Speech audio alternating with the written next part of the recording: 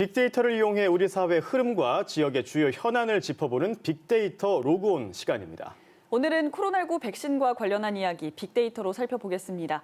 빅데이터와 AI 전문가 전채남 대표와 함께하겠습니다. 대표님 어서 오세요. 예, 반갑습니다. 네, 안녕하세요.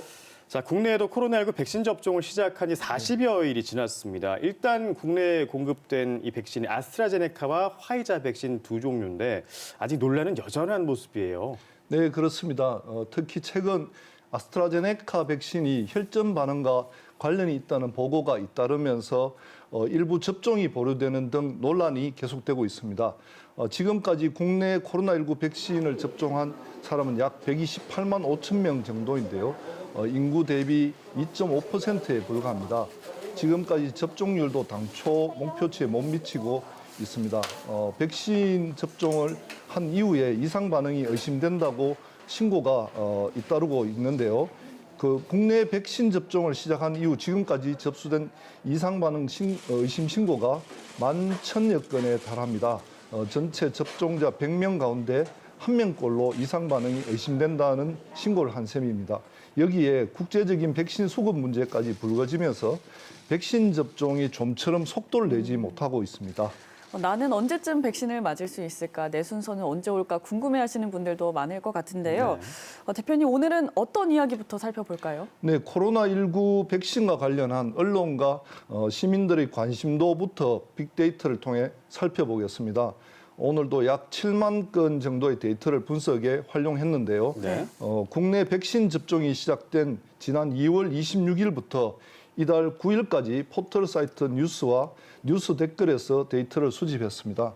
특히 이번에는 시민들의 백신 접종 후기를 분석하기 위해서 카페와 블로그의 데이터 1,800여 건도 분석에 활용을 했습니다. 네. 먼저 언론 보도의 언급량을 보면 지난 2월 26일 이후 최근까지 큰 변화가 없는 편입니다.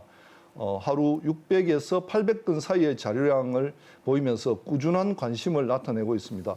반면에 뉴스 댓글을 살펴보면 언급량이 급증하는 구간을 볼 수 있는데요.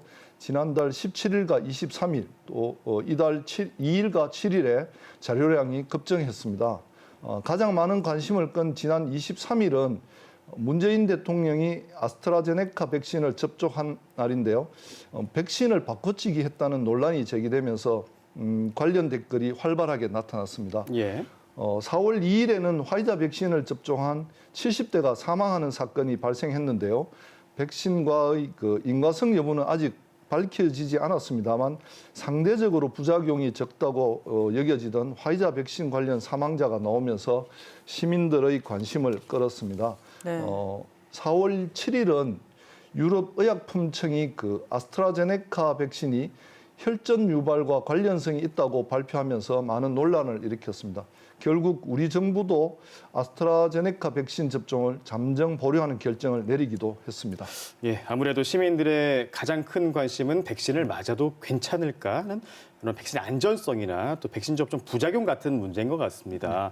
백신 접종을 마친 분들의 후기도 분석하셨다고 했는데 그분들의 생각은 어떻게 났습니까? 예, 포털 사이트의 카페나 블로그에 백신 접종 후기가 많이 올라와 있는데요. 네. 역시 부작용 의심 증상을 언급한 내용이 가장 많았습니다.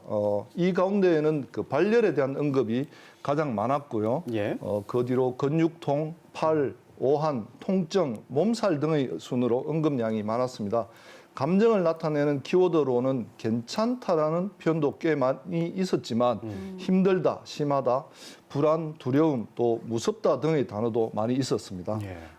걱정하는 목소리가 확실히 많이 나오고는 있네요. 그렇지만 이 백신 접종 후에 가벼운 발열이나 통증은 또 신체가 면역력을 구축하고 있다 이런 정상적인 징후라고 하잖아요. 증세가 심하거나 좀 오래 지속되는 게 아니라면 크게 걱정은 안 하셔도 될 것 같습니다.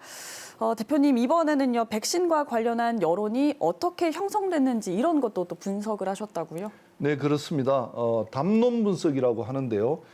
수집된 단어들의 구조적 등위성을 상관계수로 사용해서 군집하는 기법입니다. 예. 이렇게 군집으로 묶어보면 시민들이 생각하는 주제를 명확하게 파악할 수가 있는데요. 네. 백신에 대한 담론을 분석해보면 크게 세 가지의 주제가 뚜렷하게 나타났습니다. 네. 첫 번째는 역시 그 백신의 안전성과 관련을 담론입니다. 관련 단어로는 부작용, 인과관계, 근거, 책임, 보상, 또 기저질환 등이 나타났습니다. 두 번째는 대통령의 백신 접종과 관련한 담론인데요.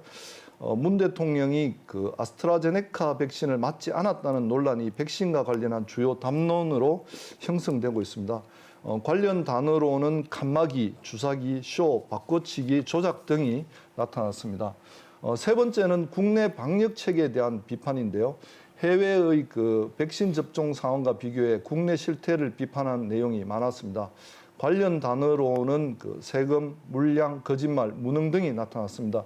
이러한 내용들을 전반적으로 종합해 보면 시민들은 백신 자체에 대한 신뢰뿐만 아니라 정치적 해석이 가미가 되고 또 당초 목표한 만큼 접종이 빠르게 진행되지 않으면서 불만이 누적되고 있는 것 같다라고 말할 수 있겠습니다. 예, 백신 안전성과 대통령의 접종, 국내 방역 체계 이 세 가지 주제가 시민들이 가장 많이 언급하는 내용이었습니다. 네, 오늘은 코로나19 백신 접종과 관련된 이야기 빅데이터로 짚어봤습니다. 전찬환 대표님 수고하셨습니다. 고맙습니다. 네, 고맙습니다.